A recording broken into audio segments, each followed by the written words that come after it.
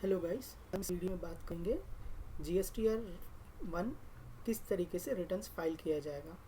तो GSTR returns file करने के लिए सबसे पहले मैं गूगल में GST लॉगिन टाइप कर लूँगा और इधर पे मेरे को दिखाई दे रहा है सर्विसेज फॉर GST। सो सबसे पहले मैं अपना लॉगिन करने के लिए यूज़र नेम और पासवर्ड और कैप्चा एंटर करके लॉगिन कर लूँगा। जैसे ही मैंने लॉगिन कर लिया, आप देख पा रहे हो मेरे स्क्रीन पे आपको GSTR 1 और GSTR 3 भी दिखाई दे रहे हैं। और इधर पे आप देख पा रहे हो मंथ्स का भी डिटेल दिखाई दे रहा है। जो भी इधर पे ग्रीन कलर में दिखाई दे रहा है इट मीन्स दैट ये ऑलरेडी फाइल हो चुका है। जो भी ऑरेंज कलर में दिखाई दे रहा है it's yet to be file. तो फाइल करने के लिए मैं सबसे पहले रिटर्न डैशबोर्ड पे क्लिक करूँगा और इधर पे अपना फाइनेंशियल ईयर सेलेक्ट कर लूँगा और पीरियड सेलेक्ट कर लूँगा।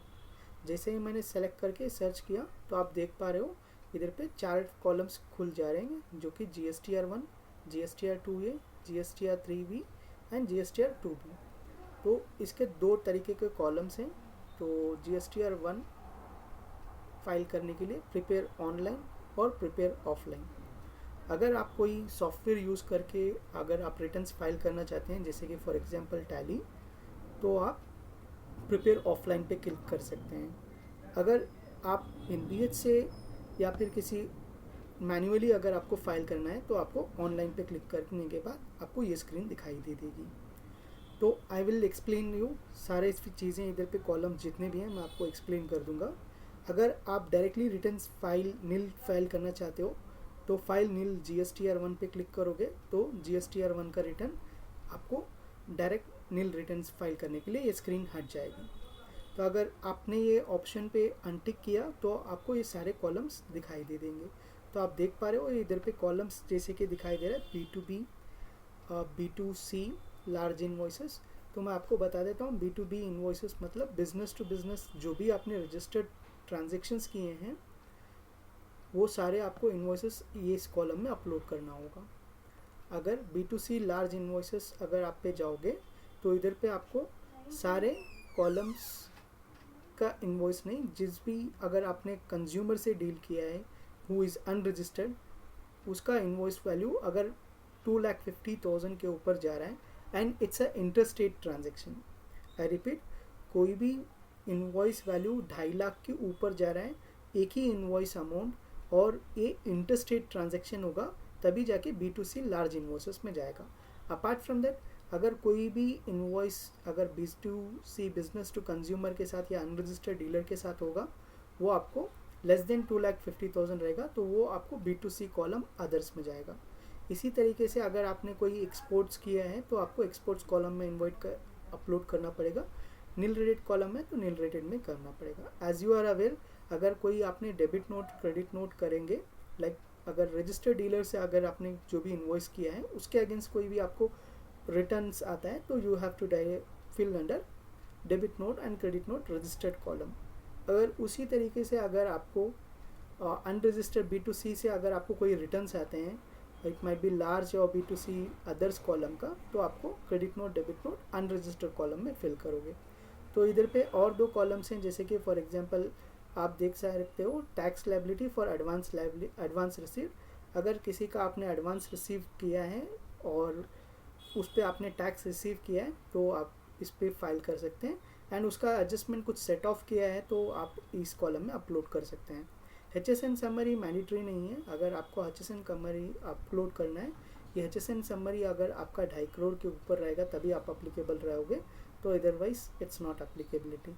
तो डॉक्यूमेंट समरी जो है दिस इज़ वेरी इंपॉर्टेंट, ये आपको मैंडेटरी करना पड़ेगा।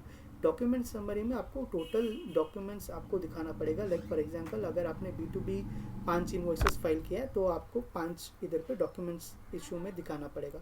अगर वही B2C अगर आपने 2 किया है तो आपको डॉक्यूमेंट्स इशू में 2 अपलोड करना है। तो ये आपको कंप्लीट दिखाएगा कि किसने कॉलम में कितने आपने डॉक्यूमेंट्स अपलोड किया है। तो अभी मैं आपको दिखाऊंगा एक ट्रांजेक्शन मैं अपलोड करके दिखाऊंगा B2C के लिए। तो आप देख पाओगे, मैं अपना B2C कॉलम के लिए चला जाऊंगा और इधर पे मैं अपना इनवॉइस को ऐड कर दूंगा। तो इनवॉइस पे ऐड करने के लिए मैं क्या कर दूंगा, B2C अदर्स पे क्लिक कर लूँगा, ओके पे क्लिक किया।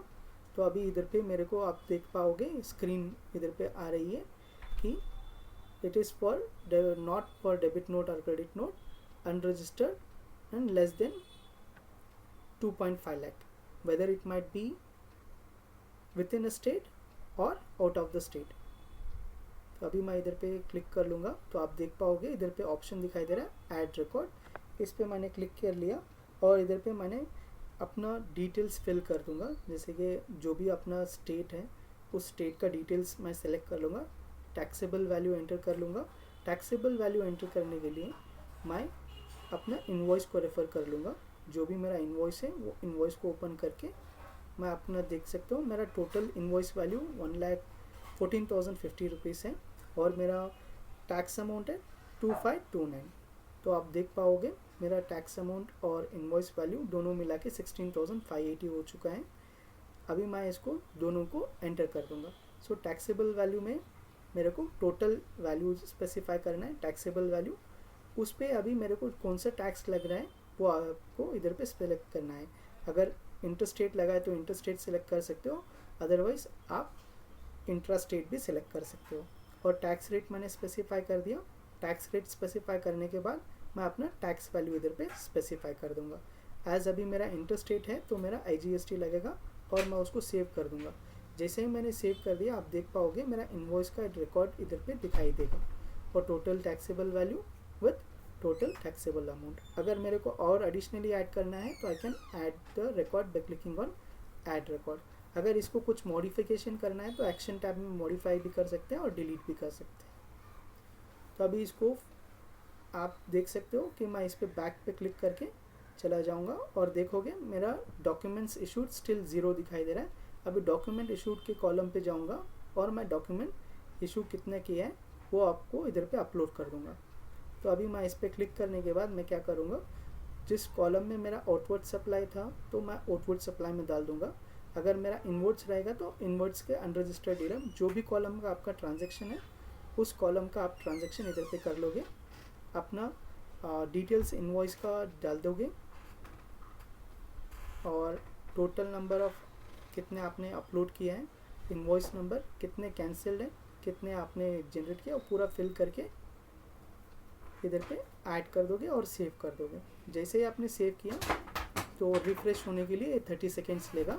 30 सेकेंड्स के बाद ये रिफ़्रेश हो जाएगा। जैसे ही रिफ़्रेश हो जाएगा आप इधर पे देख पाओगे कि मेरा इन्वॉइसेस पूरे डिटेल्स हो गए और B2C कॉलम में एक आ गया और इशूड डॉक्यूमेंट में एक आ गया। अभी मैं इसको जनरेट करने के लिए मैं जनरेट समरी पे क्लिक करूँगा और आप देख पाओगे मेरा जनरेट समरी पे इशू करने के बाद प्रोसीड टू फाइल समरी एक ऑप्शन आ जाएगा। अगर आपको proceed to file summary option नहीं आएगा तो फिर से एक बार जाके आप अपना मंथ सेलेक्ट कर लीजिए और चेक कर लीजिए, प्रोसीड टू फाइल समरी आपको आ जाएगा।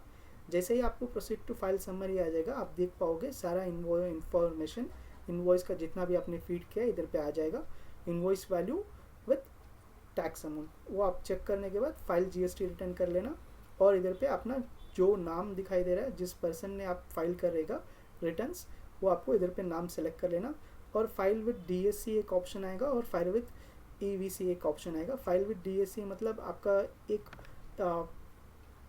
ऑप्शन होता है जिससे आप फाइल कर सकते हो। फाइल विद EVC मतलब OTP के थ्रू होता है, जो मैं अभी OTP के थ्रू कर दूंगा और मेरे को OTP आ जाएगा तो I will just click on verify. जैसे ही मैंने वेरीफाई कर लिया I will just save this.